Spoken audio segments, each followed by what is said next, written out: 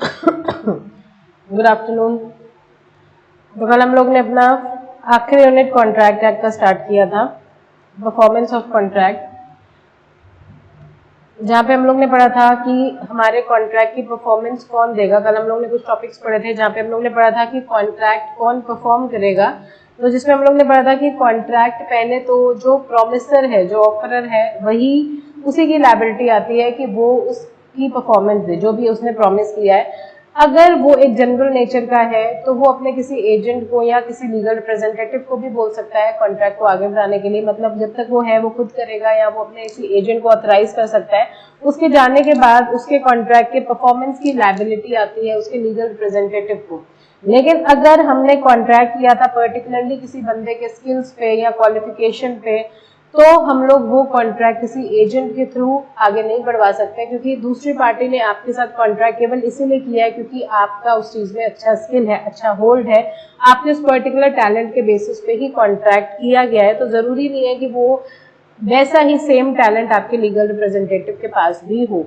तो वैसे हम लोग का जो भी कॉन्ट्रैक्ट है उसकी परफॉर्मेंस की लायबिलिटी हम ही पे होती है, लेकिन हम अपने एजेंट को बोल सकते हैं या हमारी डेथ के बाद हमारी लायबिलिटी रिवॉल्व होती है to our legal representative, but not in case where some skills और एनी पर्सनल जो भी आपका टैलेंट है उसके बेसिस पे कॉन्ट्रैक्ट है। अगर हमारे जॉइंट प्रोमिसर या प्रोमिसी है तो हम लोग को जॉइंटली वो प्रॉमिस निभाना है। अगर किसी एक प्रोमिसर या प्रोमिसी की डेथ हो गई है तो जो सर्वाइविंग मेंबर्स हैं वो तो निभाएंगे ही निभाएंगे, प्लस जिनकी डेथ हो गई है उनके लीगल रिप्रेजेंटेटिव आगे बढ़ाएंगे। यहाँ तक हम लोग ने करा था। आज हम लोग टाइम प्लेस वगैरह की बात करेंगे कि हम लोग को कब कॉन्ट्रैक्ट को आगे बढ़ाना है। तो हम लोग पढ़ते हैं कि अगर तो कोई भी टाइम डेट या जो भी शेड्यूल टाइम है, डे है, डेट है, मेंशन है, तो हमारा कॉन्ट्रैक्ट उसी टाइम डे डेट में होना चाहिए। लेकिन अगर हमारा कॉन्ट्रैक्ट साइलेंट है as to the day of performance, as to the time of performance, as to the date of performance, तो हम लोग एक वर्ड पढ़ते हैं रीजनेबल टाइम। तो रीजनेबल टाइम में हम लोग को कॉन्ट्रैक्ट की परफॉर्मेंस देनी है। रीजनेबल टाइम क्या होता है? It depend on the nature of the contract. तो 5, 10, 15 डेज के अंदर आपको कॉन्ट्रैक्ट को एग्जीक्यूट करना है।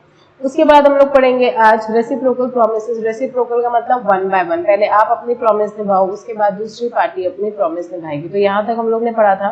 आज हम लोग स्टार्ट करेंगे liability of joint promisor and promisee. तो लायबिलिटी क्या है कि जितने भी लोग हैं, जैसे कोई कॉन्ट्रैक्ट ए, बी और सी ने मिलके अगर किया है डी के साथ, तो इनकी सबकी लायबिलिटी है कि ये लोग परफॉर्मेंस दें। लेकिन इन केस बी की डेथ हो गई है तो ए और सी तो अपनी परफॉर्मेंस इंडिविजुअली देंगे और बी का जो लीगल रिप्रेजेंटेटिव है वो अपनी परफॉर्मेंस डी को देगा, तो दे आर लायबल। और अगर किसी पेमेंट वगैरह की बात है, जैसे ए, बी और सी ने 2000 रुपए या मान लो 6000 रुपए लिए हैं डी से, तो तीनों की लायबिलिटी है कि तीनों इक्वली कंट्रीब्यूट करेंगे। यहाँ पे if any other ratio is fixed, तो ये लोग अगर पे करेंगे, अगर इनमें से एक बंदा पूरी अमाउंट पे कर चुका है, मान लो ए नहीं पूरा अमाउंट पे कर चुका है, तो बाद में 2000 बी और सी से रिकवर कर सकता है। तो उन लोग की ज्वाइंट लायबिलिटी है। और अगर उस दौरान सी की डेथ हो गई है तो वो बी से 2000 रिकवर करेगा और सी का लीगल रिप्रेजेंटेटिव देगा। और अगर सी इंसॉल्वेंट हो गया तो उसका हिस्सा भी जो 1000 है वो इन पे बर्डन आएगा। तो ये हम लोग आज liability of joint promisor and promisee में पढ़ेंगे। Devolution of joint liability. Devolution का मतलब होता है वेस्टिंग, किसके ऊपर आएगी ये जॉइंट लायबिलिटी। जॉइंट लायबिलिटी है जॉइंटली प्रोमिसर्स की या जॉइंटली प्रोमिसीज की, कि आपको इकट्ठे मिलकर उस कॉन्ट्रैक्ट को आगे बढ़ाना है। और इन केस आपकी डेथ हो जाती है तो जो हमारे सर्वाइविंग मेंबर्स है वो कॉन्ट्रैक्ट को आगे बढ़ाएंगे और जिनकी डेथ हो गई है उनके लीगल रिप्रेजेंटेटिव्स कॉन्ट्रैक्ट को आगे बढ़ाएंगे। When 2 or more person have made a joint promise, then unless a contrary intention appears by the contract, all such person during their joint life and after the death of any of them is representative jointly with the survivor or survivors, and after the death of the last survivor the representative of all jointly must fulfill the promise। तो वो कह रहे हैं जो लोग जिंदा हैं वो लोग खुद से आगे बढ़ाएंगे और जिनकी डेथ हो गई उनके लीगल रिप्रेजेंटेटिव, और अगर सबकी डेथ हो गई है तो उनके जो भी लीगल रिप्रेजेंटेटिव है वो उस प्रॉमिस को आगे बढ़ाएंगे। If 2 or more person have made joint promise, ordinarily all of them during their lifetime must jointly fulfill the promise। तो अगर 2 या 2 से ज्यादा लोगों ने इकट्ठे मिलकर कोई कॉन्ट्रैक्ट करा है तो उन सबकी इकट्ठे लायबिलिटी है उस प्रॉमिस को आगे कंप्लीट करने की। After the death of any one of them his legal representative jointly with the survivor और सर्वाइवर्स शुड डू सो। तो अगर 3 लोग थे, एक की डेथ हो गई तो जिसकी डेथ हुई उसका लीगल रिप्रेजेंटेटिव और जो सर्वाइविंग मेंबर्स हैं वो 2। अगर 2 ही लोग थे, एक की डेथ हो गई तो एक का लीगल रिप्रेजेंटेटिव और जो एक सर्वाइविंग मेंबर है वो उस कॉन्ट्रैक्ट को आगे बढ़ाएगा। After the death of last survivor, the legal representatives of all the original co-promisers must fulfill the promise। और अगर A, B, C तीनों की डेथ हो जाती है तो तीनों के लीगल रिप्रेजेंटेटिव कॉन्ट्रैक्ट को आगे बढ़ाएंगे।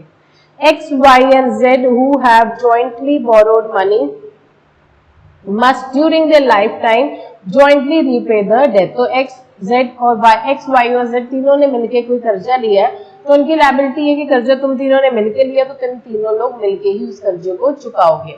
Upon the death of X, his representatives say X along with Y and Z should repay the debt and so on। If an accident all borrower X, Y, Z die, then the legal representative must fulfill। तो यहाँ पे क्या हुआ, X, Y और Z partner थे तो तीनों की joint liability. In case X की डेथ हो गई तो उसका लीगल रिप्रेजेंटेटिव कौन है, S।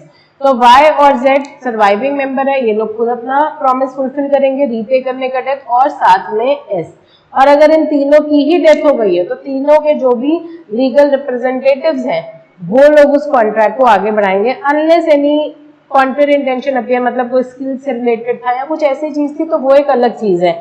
अगर कोई स्किल वगैरह इन्वॉल्व नहीं है तो हम लोग ने पढ़ा है कि हमारे लीगल रिप्रेजेंटेटिव हमारे जाने के बाद उस कॉन्ट्रैक्ट को आगे बढ़ाते हैं।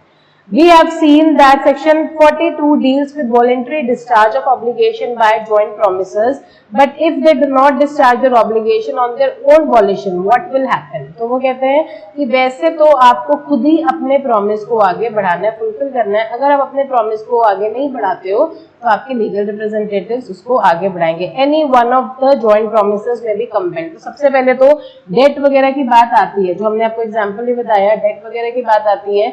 ए, बी और सी ने जॉइंटली डेट लिया था 6000 का डी को। जब डी पेमेंट मांगने आ रहा है, बी और सी कह रहे हैं हमारे पास तो कुछ भी नहीं है, तो ए को बोला जाएगा तुम पे करो। मतलब तीनों या तो इकट्ठे मिलके पे करें या उनमें से कोई भी पे करे। डी को इससे लेना देना नहीं है। डी कह रहा है हमने तुम तीनों को दिया था तो हमें तो तुम तीनों में से ही कोई बंदा पेमेंट करे, बाकी टर्म एंड कंडीशन आप डिसाइड करो कौन कितनी पेमेंट करेगा। When 2 or more persons who make a joint promise, the promisee may, in the absence of express agreement to contract, compel any one or more of such joint promises to perform the whole promise। तो in the absence of express agreement, अगर तो agreement में साफ साफ लिखा है कि D हमारा क्रेडिटर है 6000 का, A ने 2000 लिया है, B ने 2000 लिया है और सी ने 2000 लिया। हमने लिया ज्वाइंटली है लेकिन हम लोग किसी भी दूसरे बंदे के डिफॉल्ट के लिए लायबल नहीं है। ए कह रहा है ए, बी और सी डिफॉल्ट करेंगे, हमें कोई लेना देना नहीं, हम अपनी रकम देंगे। बी कह रहा है ए और सी को कुछ हो जाए, इनकी डेथ हो गई, इंसॉल्वेंट हो गए, डिफॉल्ट करें, हमें कोई लेना देना नहीं, हम अपना ही 2000 पे करेंगे। और सी भी वही कह रहा है कि हम अपना पे करेंगे, बाकी ये दे ना दे, इंसॉल्वेंट हो जाए, मर जाए, हमें कोई लेना देना नहीं है। तो अगर तो कॉन्ट्रैक्ट में एक्सप्रेसली मेंशन है कि हमारी लायबिलिटी इंडिविजुअली केवल 2000 की है, हमें दूसरों से कोई मतलब नहीं है, तो एक अलग बात है। अगर ऐसा कुछ भी इंटेंशन वहां पे नहीं है तो आप तीनों वैसे तो इकट्ठे, तो अगर आप तीनों नहीं देते हो तो डी ए को फोर्स कर सकता है कि तुम पूरी पेमेंट करो, बी को फोर्स कर सकता है तुम करो, या सी को कर सकता है। और अगर मान लो बी ने डिफॉल्ट किया तो बोलेगा तुम तीनों हमें 3000 रुपये पे करो, या जो भी आप लोगों को पे करना है, हमें हमारा पूरा 6000 रुपया वापस चाहिए। तो in the absence of N express agreement, अगर तो कोई एक्सप्रेसली वहां पे लिखा हुआ है कि कैसे पे होगा, दूसरे लोग लायबल है नहीं है, तो वो एक अलग बात है, नहीं तो दूसरी पार्टी किसी और प्रोमिसर के लिए लायबल नहीं होगी। Each promisor may compel contribution. Each of the 2 or more joint promisor may compel each other joint promisor to contribute equally with himself to the performance of contract unless a contrary intention appears from the contract। तो फिर वही है कि A बोल सकता है B और C को कि भाई वो हमसे पूरा 6000 मांग रहा है, आप लोग अपना अपना 2000 दो। B A और C को बोल सकता है कि हम 2000 देंगे, तुम लोग अपना मांगो। C भी वही कह सकता है कि आप लोग अपना अपना हिस्सा दीजिए। और इन केस ए ने पूरी पेमेंट कर दी है इसको, तो बाद में वो बी और सी को फोर्स कर सकता है कि अपना अपना हिस्सा लौटाइए, क्योंकि हमने आपके बिहाफ में पेमेंट करी है। तो वैसे तो जॉइंट प्रोमिसेस को इकट्ठे ही पे करना है, अगर वो नहीं करते हैं तो हमारा जो भी प्रोमिसी है वो किसी भी एक प्रोमिसर को कंपेल कर सकता है, या फिर उनके एग्रीमेंट में अगर कुछ और लिखा हुआ है तो वो एक अलग बात है। In other words, if one of the joint promisor is made to perform the whole contract, he can call for contribution from other। जो हम लोग ने भी एग्जाम्पल में पढ़ा, बी और सी ने जब ड्यू डेट आई पेमेंट नहीं करी तो ए ने उनके बिहाफ में पूरे 6000 बी को दे दिए, तो कल को वो बी और सी को कंपेल कर सकता है कि उस समय तुम्हारे पास पैसा नहीं था तो हमने तुम्हारे बिहाफ में पेमेंट करी है, लेकिन अब तुम हमें 2000 वापस करो। Sharing of loss by default in contribution, if any one or two or more joint promisor make default in contribution, remaining persons must bear। अब मान लो यहाँ पे क्या हुआ,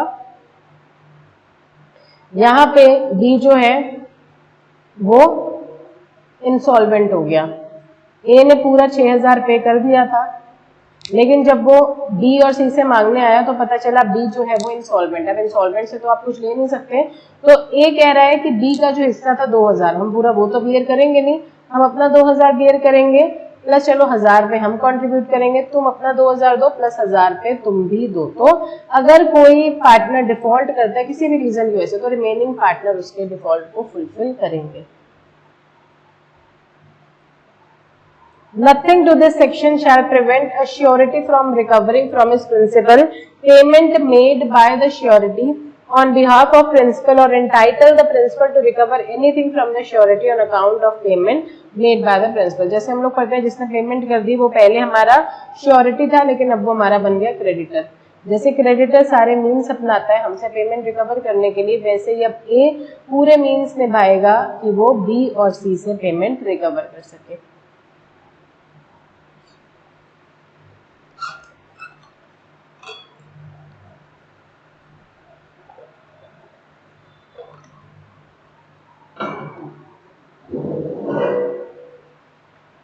इसका पहला एग्जाम्पल है A B and C jointly promise to pay D 3 lakh rupees.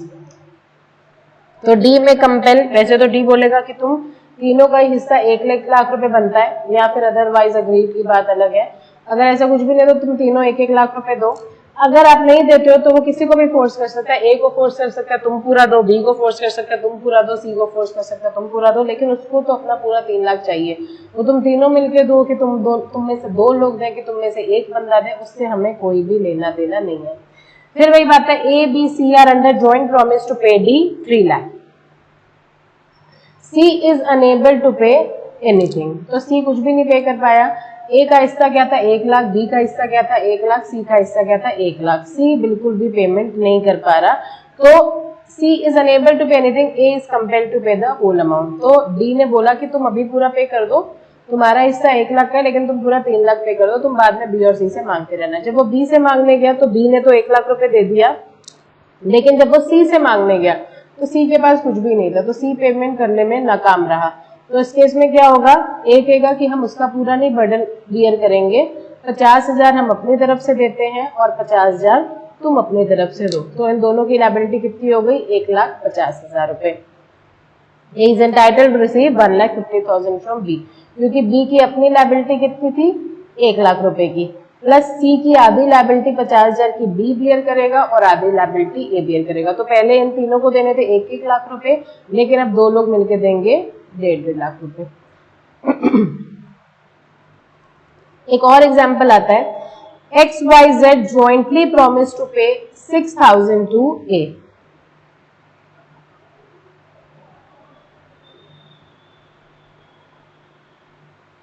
X, Y और Z तीनों ने मिलके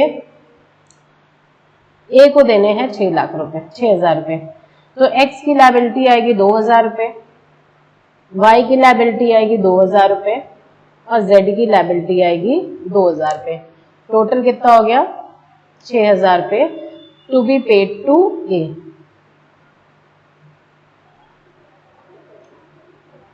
jointly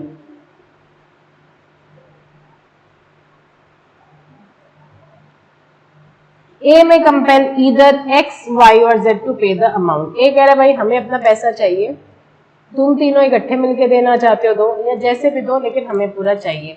if Z is compelled to pay the whole amount, तो Z ने क्या किया, Z को बोला गया कि तुम पूरा 6000 हमें दे दो। तो Z ने पूरा 6000 दे दिया A को। X हो गया insolvent but his assets are sufficient to pay half of his debts. X insolvent हो गया। एक इंसॉल्वेंट बंदे से आप कितना ले सकते हो, जितने उसके एसेट्स हैं। उसके एसेट्स कितने हैं, हाफ। हाफ का मतलब क्या है, 1000 रुपए उसने पे कर दिए, लेकिन 1000 रुपए अभी भी उसने डिफॉल्ट कर दिया। सबका हिस्सा बन रहा था 2-2000 रुपए। जेड ने पूरा 6000 पे कर दिया, लेकिन जब एक्स से पेमेंट मांगने गए तो एक्स कह रहा है हमारे पास तो 1000 रुपए, हम इंसॉल्वेंट है, उसके एस्टेट से हमें केवल 1000 रुपए मिल पाए, क्योंकि इसमें क्या लिखा हुआ है कि एक्स जो है उसके assets are sufficient to pay half of the debt. Z is entitled to receive 1000 from X and 2500 from Y. तो X से तो हम लोग केवल 1000 ही रिकवर कर सकते हैं और वो Y से 2500 लेगा। क्यों? क्योंकि ये जो 1000 रुपए की डिफॉल्ट हुई है, ये डिफॉल्ट पूरी की पूरी Z बियर नहीं करेगा। 500 Z बियर करेगा और 500 बियर करेगा Y। तो इसीलिए X ने पे किए केवल 1000 रुपए, Y ने अपने 2000 पे करे प्लस 2500 पे करे X वाले। सेम वही है, Z भी 2000 पे करेगा प्लस 500 रुपए पे करेगा X वाले। तो क्योंकि Z पूरी पेमेंट इसको कर चुका था और जब वो पेमेंट लेने आया तो 1000 रुपए दिए हैं X ने, 2500 रुपए दिए हैं Y ने और 2500 रुपए अपना खुद का Z की लायबिलिटी थी जो वो ऑलरेडी पे कर चुका है। सबको क्लियर है? तो क्वेश्चन वहां पे बहुत ध्यान से आपको देखना है, कोई बहुत अलग से क्वेश्चन नहीं आएगा, यही सब चीजें आएंगे। बस जैसे ऊपर वाले में इंसॉल्वेंट वाला वर्ड नहीं था, यहाँ पे इंसॉल्वेंट वाला वर्ड है, तो यहाँ पे इंसॉल्वेंट वाला वर्ड है, वहां पे है कि ही इज अनएबल। तो कुछ भी बस ये छोटे छोटे वर्ड्स हैं जो वहां पे आपको ध्यान रखना है। केस लॉ कोई भी ऐसा कोई भी एग्जाम्पल आता है, पहले उसको 1-2 बार आप लोग रीड करोगे, उसके बाद ही आप लोग उसका जवाब दोगे। We thus observe that the effect of section 43 is to make the liability in the event of joint contract both joint and several। तो वो कहते हैं वैसे तो आप लोगों की liability जो है वो joint है, लेकिन आप लोगों की गलती की सजा हम लोग प्रॉमिसी को नहीं दे सकते। अगर आप लोग jointly पे नहीं कर पा रहे हो तो severally आप पे करो, बाद में आप अपने बंदे से रिकवर करते चले जाना। तो in the absence of contract to the contrary compel the promisee may in the absence of contract to the contrary compel any one or more of the joint promiser to perform the whole of the promise। तो जो हमारा promisee है, अगर तो उसमें लिखा हुआ है कि हम लोग अपने ही डेट के लिए लायबल है, किसी और के लिए लायबल नहीं है, तो वो एक अलग चीज है। लेकिन अगर ऐसा कुछ भी चीज एब्सेंट, ऐसी कोई भी चीज मेंशन नहीं है, तो वैसे तो वो जॉइंट प्रॉमिसर को कंपेल करेगा कि पूरा का पूरा अमाउंट आप लोग जॉइंटली पे करें। लेकिन अगर वो लोग नहीं पे कर रहे हैं तो वो जॉइंट प्रॉमिसर्स में से किसी को भी कंपेल कर सकता है परफॉर्मेंस देने के लिए। The effect of release of one of the joint promisers is dealt with in section 44, which is stated below. When 2 or more persons have made joint promise, a release of one of the joint promiser by the promisee does not discharge the other joint promiser or promise। तो अगर उसने एक को छूट दी है, मान लो उसने खुद बोल दिया कि चलो सी पेमेंट ना करें, तुम तीनों ने 1-1 लाख रुपए पे करना है, एक बंदे को उसने छूट दे दी तुम पे ना करो, तो जिसको उसने छूट दी है केवल वो डिस्चार्ज हुआ, बाकी लोगों का जो हिस्सा है वो लोग अपना अपना हिस्सा पे करेंगे। तो when 2 or more person have made a joint promise, a release of one of such joint promisers by promisee does not discharge the other joint promiser or joint promiser, neither does it free the joint promiser so released from the responsibility to the other joint promiser or promisers। A, B, C jointly promised to pay 9 lakh to D। तो A, B और C ने jointly बोला था D को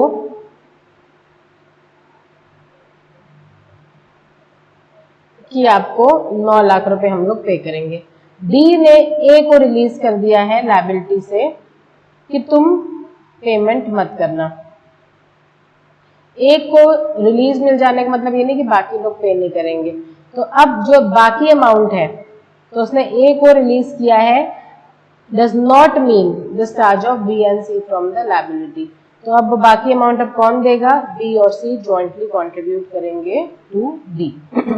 Right of joint promisee. The law relating to devotion or devolution of joint right is contained in section 45, which is reproduced below. When a person has made a promise to two or more persons jointly, then unless the contrary intention appears from the contract, the right to claim performance rests as between him and them, with them during their joint life and after the death of any of them, with the representatives of such deceased person jointly with the survivor or survivors, and after the death of last survivor with the representatives of all jointly. तो वो कहते हैं promisee के पास पूरा right है कि वो joint promisor को कह सकता है कि सेवरली या जॉइंटली आप लोग अपना प्रॉमिस निभाएं। अगर उसमें कोई भी स्किल वगैरह इन्वॉल्व नहीं थे तो पहले तो तुम खुद ही निभाओ, तुम खुद नहीं निभा पा रहे हो तो अपने किसी एजेंट को बोलो, और अगर तुम्हारी डेथ हो जाएगी तो आपके लीगल रिप्रेजेंटेटिव, तो जितने भी सर्वाइविंग हैं वो खुद निभाएंगे, जिनकी डेथ हो गई है उनके लीगल रिप्रेजेंटेटिव। बाय एक्सीडेंट अगर सबकी ही डेथ हो जाती है जॉइंट प्रोमिसर्स की तो सबके लीगल रिप्रेजेंटेटिव्स फिर कॉन्ट्रैक्ट को आगे बढ़ाएंगे। A, in consideration of 5 lakh rupees lent to him by B and C, promises B and C to jointly to pay them that sum with interest on a specified day, but B dies. In such a case, right to demand payment shall rest with the B's representative jointly with C and C during C's lifetime, and after the death of C with the representative of B and C. So A, in consideration of 5 lakh rupees lent to him by B and C. तो B और सी ने jointly ए को 5 लाख रुपए दिए।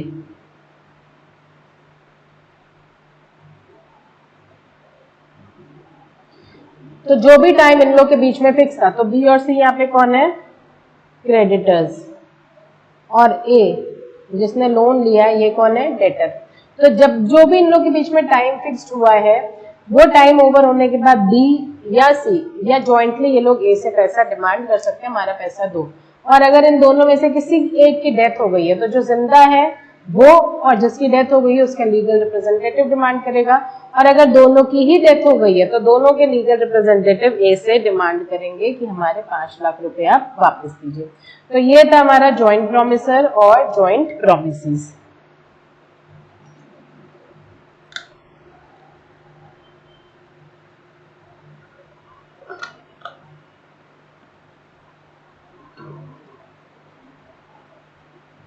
उसके बाद आता है हमारा time and place of performance of the promise. तो time and place if mentioned in the contract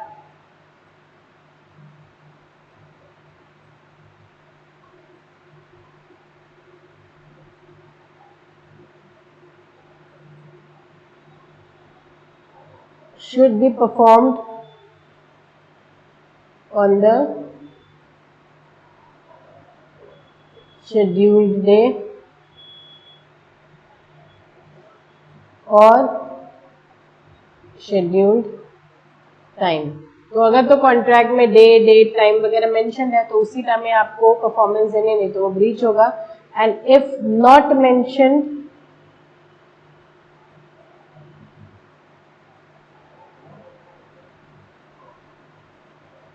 in the contract, then it should be performed within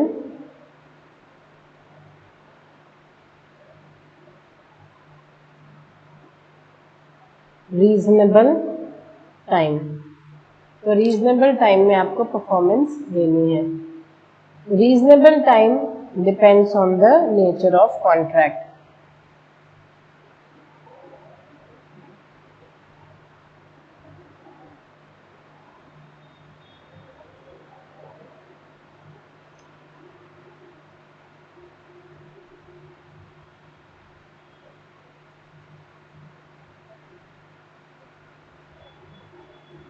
तो रीजनेबल टाइम क्या है, ये डिपेंड करेगा कि आपका कॉन्ट्रैक्ट किस चीज के लिए है। फॉर एग्जाम्पल हम लोग पढ़ते हैं कि अगर पेरिशेबल नेचर की चीजें हैं तो 2-3 दिन में जवाब दे दो। अगर ऐसी चीजें हैं जो ड्यूरेबल नेचर की है, जिसकी क्वांटिटी क्वालिटी फिटनेस वगैरह में कोई भी फर्क नहीं आएगा, जैसे चेयर है टेबल है, इसमें कोई भी फर्क नहीं आएगा क्वांटिटी क्वालिटी फिटनेस वगैरह में, तो रीजनेबल टाइम 10-12 दिन का भी हो सकता है। तो it depends on contract to contract. Nature of contract क्या है, कॉन्ट्रैक्ट किस ऑब्जेक्टिव के लिए आगे बढ़ाया जा रहा है, उस पर डिपेंड करेगा कि रीजनेबल टाइम क्या है। The law on the subject is contained in section 46 to 50 explained below. Time for performance of promise where no application is to be made and no time is specified. Whereby contract a promisor is to perform his promise without application by the promisee and no time of performance is specified. तो the engagement must be perform with in the reasonable time. तो कहते हैं अगर तो कोई time वगैरह fix हुआ था कि इस दिन आप हमें सामान दोगे, इस दिन हम आपको पेमेंट करेंगे, इस दिन आप अपना जो भी काम है वो फुलफिल करोगे, तो हम लोग को उसी दिन उसी टाइम पे अपने परफॉर्मेंस देनी है। अगर वहाँ पे टाइम डेट वगैरह मेंशन नहीं है तो हम लोग का क्या आता है, रीजनेबल टाइम। रीजनेबल टाइम मतलब दोनों को भी सूट करे और कॉन्ट्रैक्ट के नेचर के अकॉर्डिंग रीजनेबल टाइम चेंज होता रहता है। Explanation to section 46. The expression reasonable time is to be interpreted having regard to the fact and circumstance of the particular case. मतलब nature and objective of the contract.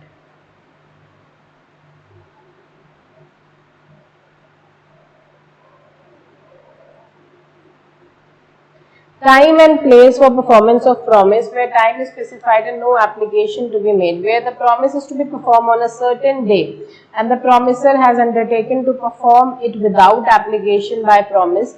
The promisor may perform it at any time during the usual hours of the business on such day and the place at which the promise ought to be performed. If the delivery of good is offered say after 8:30, the promisee may refuse to accept the delivery for usual business hour are over. Moreover, the delivery must be made at the usual place. तो उन्होंने बोला कि Sunday तक delivery हो जानी चाहिए किसी चीज़ की, संडे को परफॉर्मेंस हो जानी चाहिए, और अगर वहाँ पे टाइम मेंशन नहीं है तो संडे का मतलब क्या है कि संडे सुबह दोपहर कभी भी, लेकिन वो ऑफिस आवर्स होने चाहिए, आपके बिजनेस टाइमिंग्स होने चाहिए। रात को 11 बजे 10 बजे अगर आप परफॉर्मेंस देने आते हो या सुबह 6-7 बजे आते हो तो कोई आपकी परफॉर्मेंस को एक्सेप्ट नहीं करेगा। If the delivery of goods, ये हम लोग ने पढ़ लिया। Application for performance on certain day to be at proper time and place, लेकिन अगर proper time, proper place, proper हर चीज मेंशन है तो आपको उतने बजे ही उसी दिन डिलीवरी देनी है, उसी दिन अपने परफॉर्मेंस करनी है। When the promise is to be performed on a certain day, the promiser has not undertaken to perform it without application promisee. It is the duty of promisee to apply for performance at the proper place and within the usual business hour. और अगर कोई day वगैरह fix था तो promisee को उसको intimation भेजनी है कि बिजनेस आप में आके अपनी परफॉर्मेंस दे दो, जो भी है। हम लोग को हमेशा रिमाइंडर्स वगैरह मिलते हैं। Explanation to section 48 state that the what is proper time and place is in each case a question of fact. वो डिपेंड करता है circumstances to circumstances. Place for performance of the promise where no application is made is to be made and no place fixed for performance. तो अगर place भी fix नहीं है तो हम लोग क्या वर्ड यूज करेंगे, reasonable place। तो वैसे तो हम लोग के सारे facts वगैरह सारी चीजें फिक्स्ड होनी चाहिए, जो भी टाइम डेट वेन्यू जो भी चीजें फिक्स्ड है हम लोग उस फिक्स टाइम पे ही काम करना है। अगर कोई चीज फिक्स नहीं है तो उसके लिए हम लोग वर्ड यूज करेंगे reasonable. When a promise is to be performed without application by promisee and no place is fixed for performance, it is the duty of promiser to apply to the promisee to appoint a reasonable place। अगर वो कहते हैं 10 बजे के सामान पहुंचा देना तो आपको प्रॉमिसी से पूछना पड़ेगा कि सर सामान रेडी है, कहाँ पे पहुंचाना है, आप हमको बता दीजिए, ताकि हम अपनी परफॉर्मेंस सही तरीके से कंप्लीट कर सकें। A undertakes to deliver 1000 maunds of jute. Maunds का मतलब हमने पहले ही बताया था, ये एक मेजरिंग यूनिट है। A undertakes to deliver 1000 mons of jute to be on a fixed day. A must apply to B to appoint a reasonable। उसने बोला कि इस जगह पे सामान पहुंचा देना या इस दिन पहुंचा देना, तो B उससे पूछेगा कि सर आपका जो ऑर्डर है वो रेडी है, कहाँ पे पहुंचाना है। Performance in manner or at the time prescribed or sanctioned by promisee. The performance of the promise may be made in any such manner or at any time with the promisee prescribes or sanctions। तो अगर हम लोग कहते हैं time is the essence of contract,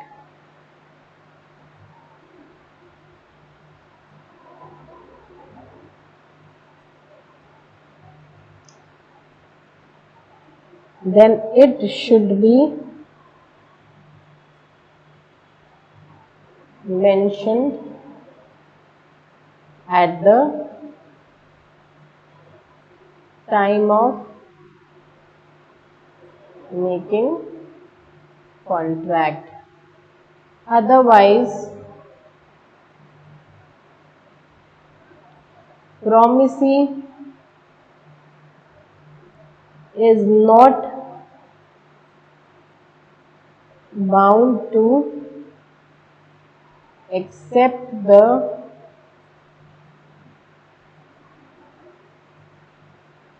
performance of contract by promiser।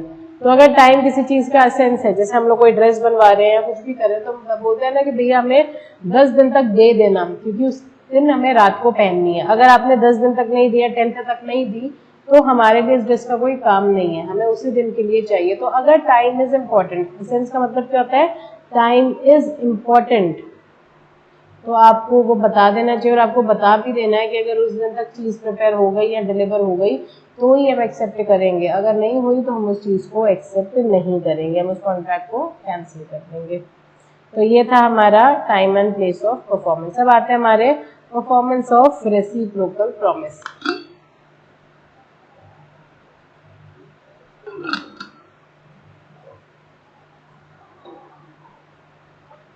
Reciprocal promise का मतलब होता है पहले एक पार्टी परफॉर्म करेगी, उसके बाद ही हम दूसरी पार्टी को फोर्स कर सकते हैं।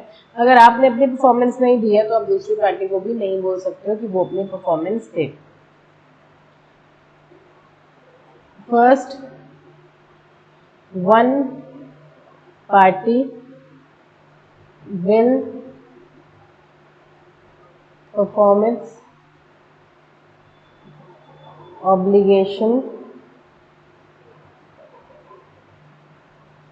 only then he can compel other party to perform. Otherwise, the other party is discharged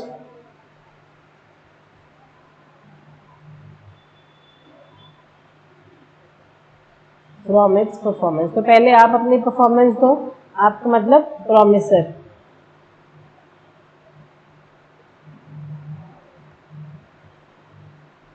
उसके बाद ही आप दूसरी पार्टी को फोर्स कर सकते हो। अगर आपने अपनी परफॉर्मेंस नहीं दी है तो दूसरी पार्टी को, जो भी आपके बीच में डिसाइडेड है कि पहले कौन परफॉर्म करेगा फिर कौन परफॉर्म करेगा, उसके हिसाब से ही आपका कॉन्ट्रैक्ट आगे बढ़ेगा।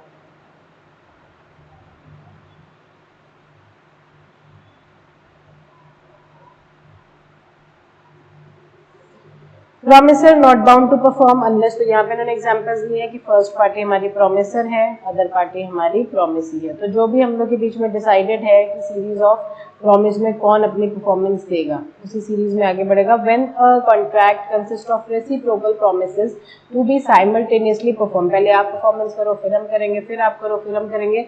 जैसे ही आपने अपनी परफॉर्मेंस देना बंद कर दिया वैसे ही हमने भी अपनी परफॉर्मेंस देना बंद कर दिया। When a contract consist of reciprocal promises to be simultaneously performed, no promiser need to perform his promise unless the promisee is ready and willing to perform his reciprocal promise। तो जब तक promisee अपनी जिम्मेदारी नहीं निभाता तब तक आप अपनी जिम्मेदारी नहीं निभाओगे। हमने आपको कारपेंटर वाला एग्जांपल पहले भी बताया था। इसमें कारपेंटर को हम लोग ने बोला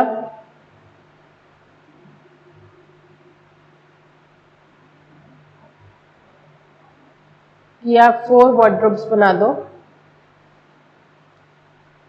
पहली वार्डरोब बनाओगे हम आपको 25% पेमेंट करेंगे, दूसरी वार्डरोब बनाओगे हम फिर से आपको 25% पेमेंट करेंगे, तीसरी वार्डरोब बनाओगे हम फिर से आपको पेमेंट करेंगे। तो इकट्ठे हम आपको पूरी पेमेंट नहीं करेंगे, जैसे जैसे आपका काम खत्म होगा वैसे वैसे हम अपना काम करेंगे। उसने पहली वार्डरोब बनाई, हमने उसको 25% पेमेंट दे दिया। उसने दूसरी वार्डरोब बनाई, हमने 25% पेमेंट कर दिया। थर्ड परफॉर्मेंस में वो बहुत डिले कर रहा है, वो टाइमली परफॉर्म नहीं कर रहा, तो जो रिमेनिंग 25% परफॉर्मेंस है पेमेंट है हमने वो भी उसको नहीं दी, तो हमें डिस्चार्ज मिल गया। वो हमसे डिमांड नहीं कर सकता है कि मैम आप अगली 25% इंस्टॉलमेंट पे कर दीजिए, क्योंकि हम बोलेंगे आपने अपना प्रॉमिस नहीं निभाया है, तो हम भी अपना प्रॉमिस नहीं निभाएंगे। तो कुछ भी हो सकता है जहाँ पे हम लोग के बीच में जो भी डिसाइडेड है पहले कौन करेगा काम, या हम। हो सकता है पहले प्रॉमिसर बोलता है कि हम आपको 25% देंगे तो तुम बनाना स्टार्ट करना। जब तीसरी बार उसने 25% नहीं दिया तो उसने अलमारी बनाने से मना कर दिया कि आपने एडवांस नहीं दिया तो हम कैसे बना दें। तो जो भी हम लोग के बीच में डिसाइडेड है, A and B contract that A shall deliver goods to be paid for by B on delivery. A need not deliver the goods unless B is ready and willing to pay for the goods on delivery. A और B के बीच में contract हुआ कि हम आपको ये goods deliver करेंगे और डिलीवरी के दौरान ही आप हमें पेमेंट करोगे। अगर B पेमेंट नहीं करेगा तो A भी बाउंड नहीं है कि उसको गुड्स डिलीवर करे। साइमल्टेनियसली, साथ साथ में, पहले तुम करो फिर हम करें, फिर तुम करो फिर हम करेंगे, साथ साथ में होंगे ये। रेसिप्रोकल प्रोमिसेस में have to be perform simultaneously. यहाँ पे कुछ भी ऑफर टू परफॉर्मेंस नहीं है, ये परफॉर्मेंस आपको देनी है, एक्चुअल परफॉर्मेंस आपको करनी है। तो reciprocal promises have to be perform simultaneously one after the other. ये फिर ये काम फिर ये काम। जिस समय आपने अपना काम करना रोक दिया हमने भी अपनी परफॉर्मेंस देनी रोक दी। फिर आप हमको नहीं कह सकते कि आपने अपनी ड्यूटी नहीं निभाई। पहले जिसकी जिम्मेदारी होती है पहले वही ड्यूटी निभाएगा। आपने नहीं किया तो हमने भी अपनी ड्यूटी नहीं निभाई। Where A promises to deliver rice to B promises to pay the price on delivery, where A promises to deliver rice and B promises to pay the price on delivery. Both promises are to be performed simultaneously. उसने बोला हम आपको rice deliver करेंगे, B ने बोला ठीक है जैसे तुम राइस डिलीवर करोगे हम उसका पेमेंट आपको कर देंगे। तो दोनों साइमल्टेनियसली हैं। Both A and B must be ready and willing to perform. A ready रहेगा राइस के साथ, बी रेडी रहेगा राइस के प्राइस के साथ। वो आपको राइस देगा, आप आपको पेमेंट करोगे। Such promises constitute concurrent condition and performance of one of the promises conditional on the performance of the other. If one of the promises is not performed and the other two need not perform, if A in the above mentioned example is unwilling to deliver the rice on payment, A will be guilty of breach. And breach would relieve B of obligation to perform. तो अगर A rice लेके नहीं आएगा तो B price भी नहीं देगा। तो कल को B A ये नहीं कह सकता तुमने पैसा नहीं दिया, और अगर B प्राइस के साथ रेडी नहीं है तो A भी मना कर सकता भाई तो आपस पैसा ही नहीं था तो हम आपको सामान कैसे देते। तो दोनों ही को डिस्चार्ज मिल जाएगा। Order of performance of reciprocal promises. Reciprocal promises का ऑर्डर ऑफ परफॉर्मेंस क्या होगा, जो हम लोग के बीच में डिसाइड होगा कि पहले आप करोगे फिर हम करेंगे। When the order of performance of reciprocal promises is expressly fixed by contract, they shall be performed in that order. पहले promiser परफॉर्म करेगा कि पहले promisee परफॉर्म करेगा। जो भी हम लोग के बीच में डिसाइडेड है कि पहले तुम बनाओगे अलमारी तब हम पेमेंट करेंगे, कि पहले हम तुम्हें डाउन पेमेंट करेंगे तब तुम अलमारी बनवाओगे, जो भी हम लोग के बीच में सीरीज फिक्स है, जो भी हम लोग के बीच में सीक्वेंस फिक्स है ऑफ परफॉर्मेंस, उसी सीक्वेंस में उसी सीरीज में उसी ऑर्डर में हमारे परफॉर्मेंस जाएगी। तो जिसकी परफॉर्मेंस पहले ड्यू होती है पहले उसको परफॉर्म करना है, उसने परफॉर्म नहीं किया तो दूसरे बंदे को अपने आप ही उस चीज से डिस्चार्ज मिल जाता है। And where the order is not expressly fixed by the contract they shall be perform in that order in which the nature of transaction. और अगर ऐसा कुछ भी फिक्स नहीं है तो जो भी उस चीज का नेचर है कि पहले इस चीज में डाउन पेमेंट की जाती है कि इस चीज में पहले परफॉर्मेंस की जाती है तब आप पेमेंट करोगे। A and B contract that A shall build a house for B at a fixed price. A's promise to build the house must be performed before B's promise to pay. A और B के बीच में contract होता है कि तुम हमारे लिए घर बनाओ, तो अगर कुछ भी डिसाइडेड नहीं है तो पहले A घर बनाना शुरू करेगा तो B उसको पेमेंट करेगा। The order of performance may sometimes be indicated not expressly but by the nature of transaction. For example, A and B contract that A shall make over his stock in trade to B at fixed price and B promises to give security for payment of the price. वो कह रहे हैं हम आपके लिए आपका stock वगैरह खरीद देंगे, B कहते हैं ठीक है हम तुम्हें पैसे देंगे। तो जब तक B उसको पेमेंट नहीं करेगा तब तक वो उसके लिए सामान भी नहीं लेगा। B promises to give security for payment. A's promise to make over good need not be performed until the security is given. मान लो हमने तुम्हारे लिए सामान खरीद दिया, कल को तुम्ही ने पैसा ना दिया तो पहले आप सिक्योरिटी जमा करोगे, उसके बाद ही वो आपके लिए आपका स्टॉक वगैरह बिल्डअप करेगा।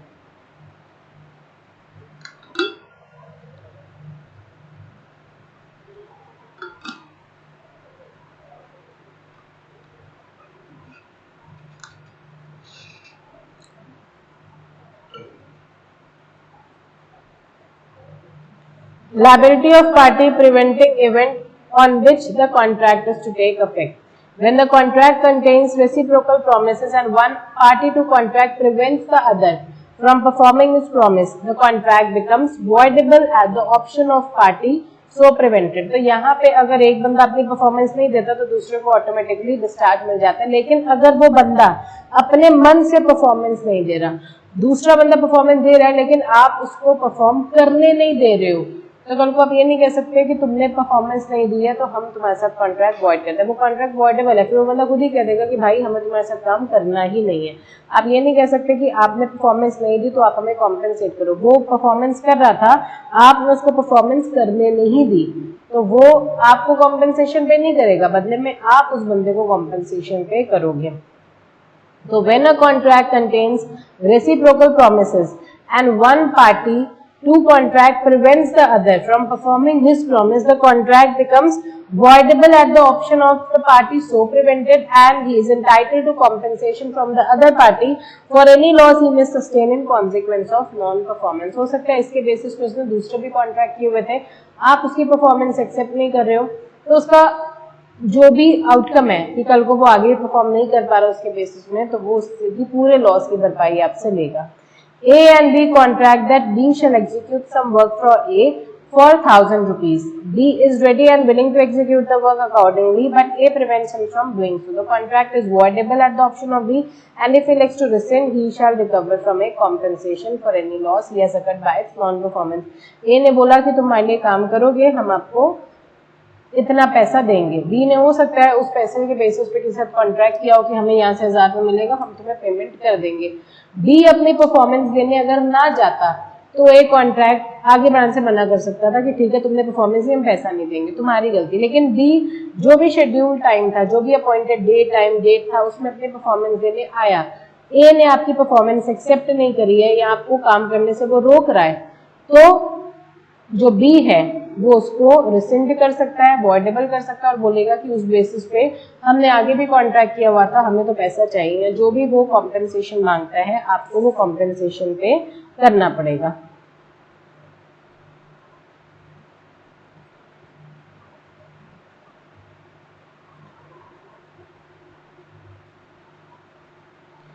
In a contract for sale of standing timber, the seller is to cut and cord it. cord it का मतलब उसको कट करेगा और उसके बंडल्स बनाएगा, पैक करेगा वो टिम्बर को। टिम्बर का मतलब क्या, लकड़ी। पेड़ वेड़ काटेंगे, अलग करेंगे और उनको बांधेंगे ताकि एक जगह से दूसरी जगह पहुंचाया जा सके।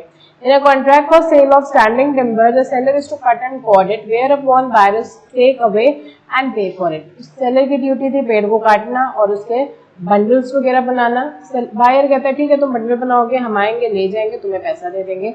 Seller cord only a part of timber and neglects to cord the rest. Seller ने कुछ टिम्बर काटी और उसके बंडल बनाए, कुछ उसने काम किया ही नहीं। जब बायर आया तो बायर कह रहा है कि हमने जितनी टिम्बर का आपको ऑर्डर दिया था, जितने बंडल्स का, जितनी लकड़ी का ऑर्डर दिया था, आपने तो वो रेडी नहीं रखी है। जब आपने रेडी नहीं रखी है तो ऐसा थोड़ी कि हमें तो पूरी क्वांटिटी उठानी, आधा लेके थोड़ी जाएंगे। इन दैट इवेंट बायर में avoid the contract and claim compensation from the seller. हो सकता है उस लकड़ी का आगे उसने कहीं कॉन्ट्रैक्ट किया हो तो वो आपको कह सकता है कि आगे हमें वो चीज़ बेचनी थी, हमने एडवांस लिया हुआ है, आपकी वजह से हमें नुकसान हो रहा है, हमें उनको इंटरेस्ट समेत एडवांस लौटाना पड़ेगा, आप अब उसकी कॉम्पेंसेशन हमको पे करो। Effect of default as to that promise which should be first performed in contract consisting of reciprocal promises, where a contract consists of reciprocal promises such that one of them cannot be performed or that its performance cannot be claimed till the other has been performed. The promisor or promisee last mentioned fails to perform it. Such promisor cannot claim compensation, claim the performance of reciprocal promise and must make compensation to the other party to contract for any loss with other party may sustain. जैसे यहाँ पे हम लोग के बीच में decided है थोड़ा काम आप करोगे उसके बाद ही हम आपका काम करेंगे। जैसे कारपेंटर वाला एग्जाम्पल था कि आप एक अलमारी बनाओगे हम आपको 25% पे करेंगे, फिर आप दूसरी अलमारी बनाओगे फिर हम आपको 25% पे करेंगे। ये तो एक था। फिर बनाओगे 25%, फिर बनाओगे 25%, वो तो ठीक है, लेकिन डिसाइडेड था कि सामान भी बी ही लेके आएगा। ए बी के लिए अलमारी बनाएगा, बी ही सामान लेके आएगा। ए अपने शेड्यूल टाइम पे आता है, लेकिन बी, अगर सामान के साथ अलमारी बनाने के लिए हमें लकड़ी चाहिए, प्लाई चाहिए, जो भी हमें सामान चाहिए, पेज चाहिए, नट्स चाहिए, फेविकॉल चाहिए, जो भी चाहिए, अगर आप वो सारा सामान रेडी नहीं रखा, काफी बार होता है ना मजदूर लेबर हमारे घर पे आ जाती है पेंटिंग करने, हम लोग पेंट का सामान लाना भूल गए या कुछ जो भी उन्होंने सामान लिखवाया था वो लाना भूल गए, घर पे आपके कुक खड़ा हुआ है, सब्जी नहीं है या मसाले नहीं है, तो वो तो आया ही है खाना बनाने के लिए, आपके पास सारा सामान रेडी नहीं है, तो वो कुक क्या करेगा? या तो हम लोग कुक को एडवांस दे के रखते हैं कि तुम आते हुए खुद ही सब्जी लेते आना, या फिर हम कहते हैं नहीं सब्जी हम प्रोवाइड करेंगे। तो आपने अगर वो चीज प्रोवाइड नहीं करी तो कल को आप उसको नहीं बोल सकते हो कि तुमने सही तरीके से या टाइमली हमको खाना बना के नहीं खिलाया, क्योंकि वो तो अपने शेड्यूल टाइम पे आए हैं, आपकी जो जिम्मेदारी है आपने वो फुलफिल नहीं करी है। Section 54 applies when the promises are reciprocal and dependent. पहले तुम कुछ काम करोगे तभी दूसरा बंदा अपनी परफॉर्मेंस पूरी निभा पाएगा। If the promiser who has to perform his promise before performance of others promise fails to perform it, he can not claim performance. तो आप मजदूर को नहीं डांट सकते कि तुमने अलमारी टाइमली नहीं बनाई, हम पेमेंट काटेंगे। आप पेमेंट नहीं काट सकते हो, क्यों? क्योंकि उसकी कोई गलती नहीं थी, वो तो आया ही है टाइम से, आपने सारा सामान टाइमली रेडी नहीं रखा, तो इसमें उसकी कोई भी गलती नहीं है। A hires B's ships to take in and convey from Kolkata to Mauritius a cargo to be provided by A. B receiving a certain freight for its conveyance. A did not provide any cargo for the ship. A cannot claim compensation the performance of B's promise and must make compensation to B. तो A ने B के लिए A hires B's ship, तो A ने B की ship higher करी है कि हमें कुछ सामान इधर से उधर पहुंचाना है। आपका सामान रेडी नहीं है, उसकी भी शिप का नुकसान हो गया, क्यों? क्योंकि वो कोई और माल लदवा के अपने शिप में ले जाता, तो उसकी जो भी लॉस हुआ है, क्योंकि आपने भी अपना सामान नहीं पहुंचाया, कार्गो को भी आपने लेट कर दिया, शिप को भी आपने लेट कर दिया है, तो आपको पूरा कॉम्पेंसेशन बी को देना पड़ेगा। A hires B to make a shoe rack. A ने B को बुलाया कि आप हमारे लिए एक shoe rack बना दो। A will supply plywood, fevicol and other items required for making the shoe rack. A ने बोला कि आप कल काम पे आ जाना, जो सामान चाहिए आप लिखवा दो। नॉर्मली हम लोग घर में कारपेंटर लगते हैं या जो भी आपके घर में मजदूर लगे, पेंटर लगे, वो एक दिन पहले सारा सामान लिखवा जाते हैं, फिर उसको कहते हैं ना भैया कल आ जाना, हम सामान रेडी रखेंगे। तो ए ने बोला कि नहीं, सामान सारा हम आपको ला देंगे, आप लिखवा दो, कल सामान रेडी रहेगा, आप आके शू रैक बनाना स्टार्ट कर देना। B arrive at the appointed day, आपने बोला कल परसों, जब भी आपने बोला आ जाना इतने बजे कल या परसों में सामान हम ला के रखेंगे, तो आपने जो डे उसको बोला था, आपने जो टाइम उसको बोला था, वो उस टाइम पे, वो उस डे पे आ गया। But A could not arrange for the required material, गलती उसकी नहीं, गलती आपकी है। आप उसके लिए जो भी फेविकोल या जो भी लकड़ी वगैरह चाहिए वो आप लेके नहीं आए। A can not claim the performance, तो आप उसको ये नहीं कह सकते शू रैक बनाओ, या अगर आपने बोलता शू रैक 2 दिन में बन जाना चाहिए, तो अगर आप ही उसको सामान नहीं लाके दोगे तो वो शू रैक बना नहीं पाएगा, तो कल को आप उससे परफॉर्मेंस की उम्मीद नहीं कर सकते। प्लस बी का जो नुकसान हो रहा है, वो इतनी दूर चल के आए आपके घर पे और आप कह रहे हो चले जाओ कल आना, तो उसके आने जाने का जो भी खर्चा हुआ है, या जिसको कहीं और काम मिल रहा था वहां पे वो अपनी मजदूरी छोड़ के आपके घर में, मजदूरी तो वो लेबर पूरे दिन की ही आपसे लेगा। Effect of failure to perform at a fixed time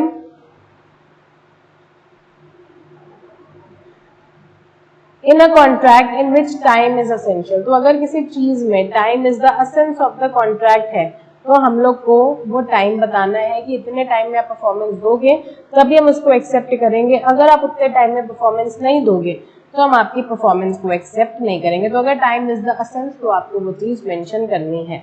the law on the subjects is contained in section 55 which is reproduced below. When a party to a contract promises to do certain thing at or before the specified time and fails to do any such thing at or before the specified time, the contract or so much of it as has not been performed becomes voidable। हमने बोला भैया परसों तक ये सामान ready रखना, परसों तक अगर तो उसने सामान रेडी नहीं रखा तो voidable है। अगर हमें लगता है कि चलो ले लेते हैं, कोई बात नहीं, काम चल जाएगा तो लेंगे, नहीं तो हम कहेंगे भैया हमने पहले ही बोला था परसों तक रेडी नहीं रखोगे तो हम सामान की डिलीवरी एक्सेप्ट नहीं करेंगे। तो voidable है at the option of other party. Effect of such failure when time is not essential, अगर टाइम essential नहीं है तो आप उस चीज को voidable नहीं कह सकते। अगर टाइम essential था तो आपको बता देना चाहिए था, आपने नहीं बताया तो कल को आप ये नहीं कह सकते हो कि आपने टाइम नहीं। हाँ, अगर आपका कुछ लॉस हुआ है तो उसके लिए आप कॉम्पेंसेशन डिमांड कर सकते हो, लेकिन आप उस चीज को voidable नहीं कर सकते हो। If it was not the intention of party, the time should be essence of the contract. The contract does not become voidable by failure to do such thing at or before the specified time. तो अगर time essence है तो आपको बता देना है, नहीं बताओगे तो वो एक रीजनेबल टाइम में करेगा, और रीजनेबल टाइम उसके हिसाब से कुछ और हो सकता है और आपके टाइम में आपके हिसाब से कुछ और भी हो सकता है। Affect of acceptance of performance at time other than agreed time. तो अगर आपने बोला कल तक दे देना, वो नहीं देता है तो वो आपके ऊपर है, आप अगर एक्सेप्ट करना चाहते हो तो भी ठीक है, नहीं करना चाहते हो तो भी ठीक है। If in case of a contract voidable on account of promiser's failure to perform his promise at the time agreed, the promisee accept the performance of such promise at any time other than agreed, promisee cannot claim compensation। तो अगर आप accept कर ही रहे हो तो compensation किस बात की? या तो आप बोलो भैया आपने दिया नहीं, हमारा नुकसान हुआ, उतने नुकसान की भरपाई करो, वो एक अलग चीज है। अगर आप एक्सेप्ट करते हो तो कल को आप कॉम्पेंसेशन डिमांड नहीं कर सकते। But ordinarily, from an examination of contract, it is difficult to ascertain whether time is intended to be essence of by the party at the time of its formation. In every case, the intention is to be gathered from the term of contract. तो जो हमारे और आपके बीच में term है, objective क्या है, किस काम के लिए कॉन्ट्रैक्ट है, वो उस पर डिपेंड करेगा कि वो इम्पोर्टेंट है टाइम कि नहीं। In a mercantile contract, the general rule in this regard is that stipulation as to time except as to time for payment of money are essential। हम लोग नॉर्मल कोई कॉन्ट्रैक्ट बनाते हैं तो टाइम वगैरह हम लोग उसमें लिख देते हैं। जैसे हम लोग गोल्ड है, सिल्वर है, शेयर्स है, इसको खरीद बेच रहे हैं तो इनके प्राइसेस बहुत ही ज़्यादा फ्लक्चुएटिंग नेचर के। आज गोल्ड का प्राइस बहुत कम है तो हम आज गोल्ड खरीदना चाहते हैं, आपने गोल्ड दिलवाते दिलवाते कल कर दिया तो कल प्राइस बढ़ गया तो हम कहेंगे नहीं, हम तो एक्सेप्ट नहीं करेंगे गोल्ड, अगर करेंगे तो हम तो कल वाला ही प्राइस पे करेंगे, कल 40,000 था हम 40,000 ही पे करेंगे, जो ये 2,000 बढ़ा ही आप ही पे करो, क्योंकि ये वो चीज़ें हैं जिनके प्राइसेस बहुत जल्दी फ्लक्चुएट होते हैं। तो अगर आप कोई ऐसे नेचर का कॉन्ट्रैक्ट कर रहे हो तो जहाँ पे टाइम एसेंस है, पेमेंट ज़रूरी है, तो आप उस चीज़ को मेंशन कर दो। Contract can not be avoided where time is not essential, और अगर टाइम एसेंशियल नहीं है तो आप, हाँ ये बात है कि आप कॉम्पेंसेशन डिमांड कर सकते हो लेकिन आप उसको वॉइडेबल डिक्लेयर नहीं कर सकते। हाँ लेकिन ऐसा नहीं है कि कॉम्पेंसेशन हर केस में मिले, काफ़ी चीज़ें में डिले हो जाता है, अगर वो रीज़न वैलिड है तो आप कोई कॉम्पेंसेशन की डिमांड उनसे नहीं कर सकते हो। Where the time is not essential, the contract cannot be avoided on ground that the time for performance has expired. There the promisee is only entitled to compensation from the promisor for any loss caused by delay, but it must be remembered that even where time is not essential, वो एक reasonable time पे हो जाना चाहिए। अगर हमने बोला है आपको कि मान लिए ये शू रैक बना दो, आपने लगा कितनी देर, हमने कहा जल्दी से जल्दी, मतलब हफ्ते में तो बना दो, शू रैक बनाने में वो इतना टाइम, आप 20 दिन बाद बना रहे हो, 2 महीने बाद हमारे पास लेके आ रहे हो, तो हम अगर एक्सेप्ट करना चाहेंगे तो करेंगे, नहीं तो हम कहेंगे भैया इतना दिन हो गया, हमने तो वो खरीद भी लिया, हमने किसी और से बनवा लिया, आप मना भी कर सकते हो।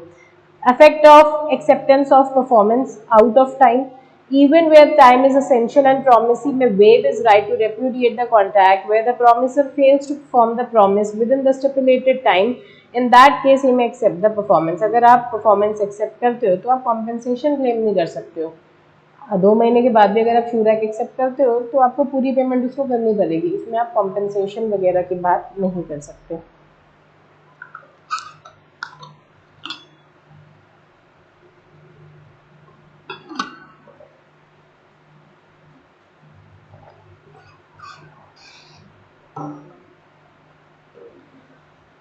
Agreement to do impossible act से हम लोग नेक्स्ट क्लास में स्टार्ट करेंगे, जब आप लोग मंडे को आओगे। मंडे को आप लोगों का मेमोरेंडम आर्टिकल्स और जितनी भी डॉक्ट्रीन्स थी कंपनी लॉ में, अल्ट्रा वायरस थी, जितनी भी इंडोर मैनेजमेंट कंस्ट्रक्टिव नोटिस है, उसका टेस्ट होगा मंडे को। तो आप लोग मंडे को सारी डॉक्ट्रीन्स जो कंपनी लॉ में दी हुई हैं उसके साथ रेडी रहोगे। Thank you.